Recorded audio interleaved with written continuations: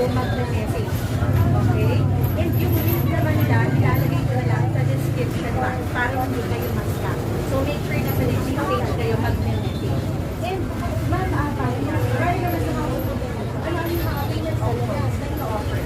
So, meron po tayo dito, because payment, tapos, pwede rin po yung sa kanya mo, kasi yung corporation na yun, mag-insolvent ka pa ba? Kaya-kaya nga, pasok na sa budget. Ayun mga idol, no? Dito tayo sa bodega ni Ninong. Ayan. Kita nyo sa likod, Team Ogat dito sa bodega ni Ninong. Ayan. Ito po, lahat ng